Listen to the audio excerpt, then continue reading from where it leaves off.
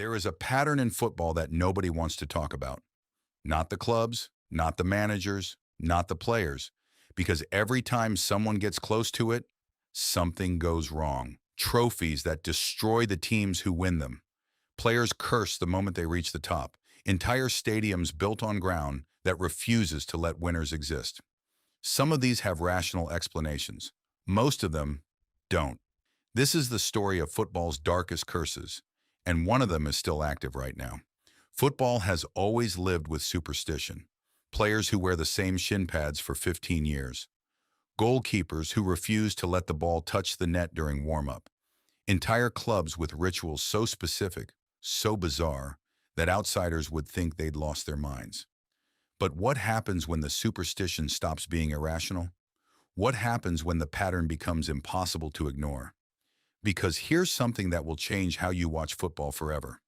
In the last 40 years, there are at least 5 recurring documented patterns in football that statisticians, psychologists, and historians genuinely cannot fully explain. Not 1, not 2, 5.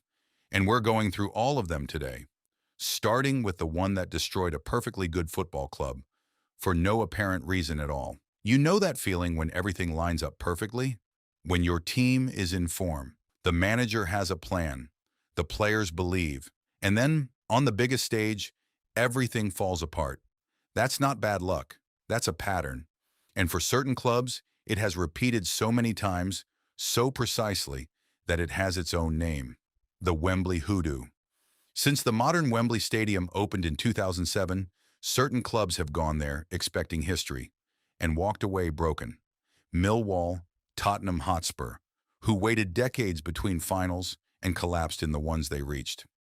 Crystal Palace, whose fans had seen enough Wembley heartbreak to fill a documentary by itself. But the most statistically disturbing one is a team you might not expect. Between 1997 and 2015, one club reached multiple major cup finals and lost every single one.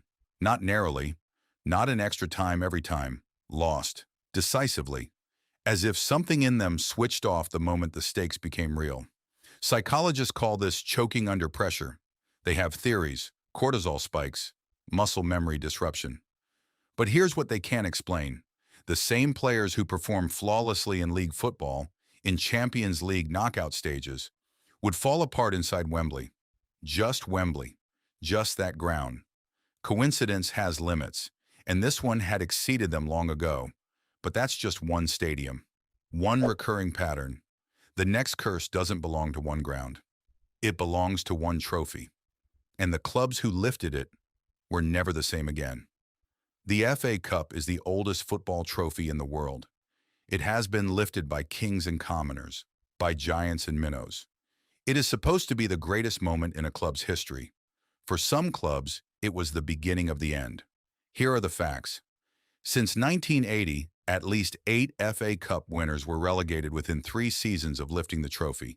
8. Wimbledon, Wigan Athletic, Portsmouth. Portsmouth is the one that hits hardest. In 2008, Portsmouth won the FA Cup. Pompey, as their fans call them, a working-class club from the south coast of England, beat Cardiff City at Wembley. The scenes were extraordinary. Grown men weeping, a city celebrating. 18 months later, Portsmouth was in administration. 3 years later, they had fallen from the Premier League to the 4th tier of English football. Let that sink in. FA Cup winners. Premier League club, 3rd largest city crowd in England, to the 4th tier in 3 years. Now, there are explanations. Poor ownership, financial mismanagement, a wage bill built on sand. But Wigan Athletic had the same story. Won the FA Cup in 2013, were relegated on the same day. The same day they lifted the trophy, results elsewhere confirmed their relegation. The same day. What are the odds of that? According to mathematicians, roughly 1 in 365. It happened anyway. I need you to stay with me, because the next curse doesn't affect clubs. It affects individuals. And the moment they reach the very top of the sport, something happens to them. Something that has repeated so many times in so many different ways that the players themselves have started to notice. We are halfway through, and you haven't seen the darkest one yet. Keep watching, Because what comes next changed how several top-level players approach their careers. The Ballon d'Or, the single greatest individual award in football. The moment a player lifts it, they stand alone at the summit of the sport. And for a disturbing number of winners, that summit is also the cliff edge. Since 1990, 12 Ballon d'Or winners suffered a significant injury, dramatic form collapse, or career-defining crisis within 18 months of receiving the award. 12. Not one or two anomalies. 12 consecutive patterns buried in the history of the sport's most prestigious ceremony. Ronaldo, the original Brazilian Ronaldo, won in 1997 and 1998. He was the most electrifying player on the planet. Then in 1998, minutes before the World Cup final, he suffered a mysterious seizure in his hotel room. He played. He shouldn't have. Brazil lost. Nobody ever fully explained what happened that night. The official reports were vague. The medical staff gave contradictory accounts. Ronaldo himself said he didn't remember much. Andriy Shevchenko, Ballon d'Or 2004, moved to Chelsea, spent 3 seasons as a shadow of himself. Kaká, Ballon d'Or 2007, injury-plagued, never truly returned to his peak.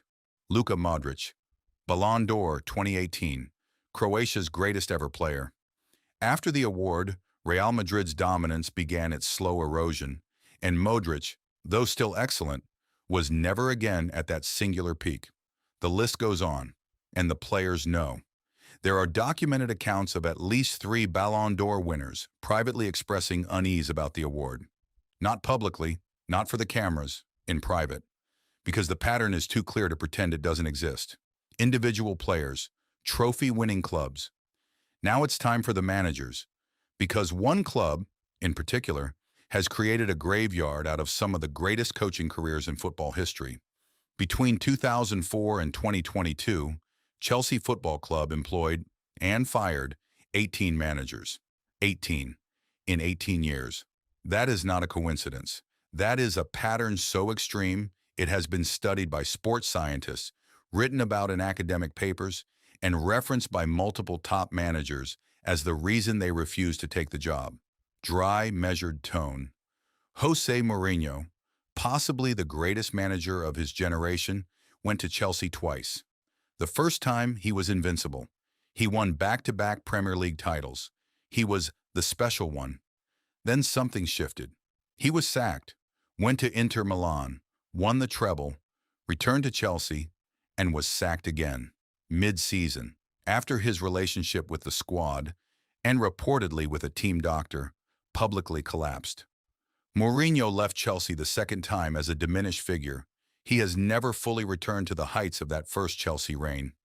Carlo Ancelotti, one of only 3 managers to win the Champions League 3 times, went to Chelsea, won a league title, then sacked. Claudio Ranieri, the man who delivered the most miraculous Premier League title in history with Leicester City. Before he got there, Chelsea fired him too. Andre Villas-Boas went to Chelsea young, ambitious, brilliant, left hollow. The list is a who's who of European football's most respected minds, all reduced, all diminished, all moved on carrying something they couldn't quite name. Is it the ownership? Is it the pressure? Is it the culture? Or is it something in the walls of Stamford Bridge that consumes the men who try to control it? One club, one stadium. Now imagine that curse scaled up to an entire nation, because the World Cup host curse isn't just a pattern. It is statistically, historically, and mathematically one of the strangest phenomena in sport. Hosting the World Cup is the greatest honor in football. The infrastructure, the billions invested, the eyes of the planet. And yet, since 1998, no World Cup host nation has won the tournament. Not one. France in 1998 won it, the last host to win. Then, South Korea and Japan 2002, Germany 2006, South Africa 2010, Brazil 2014, Russia 2018, Qatar 2022. Every single one eliminated before the final. Brazil 2014 is the one that haunts the sport. Brazil, 5-time world champions, playing at home, in front of their own people. They were demolished 7-1 by Germany in the semifinal. 7-1.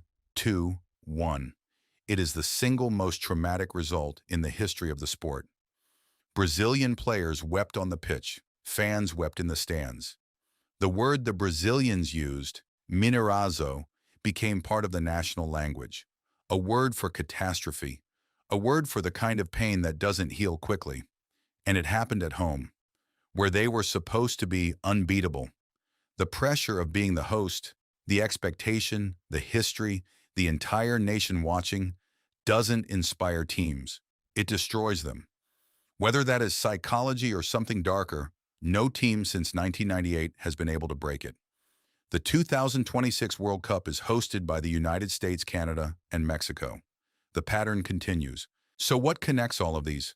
The stadium that breaks teams, the trophy that triggers decline, the award that piques careers, the club that consumes managers, the honor that humiliates nations. What is the common thread? Here is what I think. And I want you to sit with this for a second. Every single one of these curses activates at the highest point. Not during the struggle, not during the failure. At the peak, the moment a club wins the FA Cup, the moment a player lifts the Ballon d'Or, the moment a nation hosts the world, that is when the curse arrives, as if football has a ceiling, and anyone who touches it pays a price. Is that psychology? The weight of expectation? The human mind collapsing under its own success? Or is there something in the game itself, something in its history, its culture, its obsession with cycles, that genuinely doesn't allow sustained perfection? I don't know. What I do know is this. Right now, today, at least 3 of these patterns are still active. The host curse runs into 2026. The Ballon d'Or pattern continues. And one current manager at one major club is living inside a situation that looks almost identical to every Chelsea reign before theirs. I'm not going to name them, because some things are better left unspoken. If this video made you question something about the game you love, that's the point. Football isn't just sport. It never was.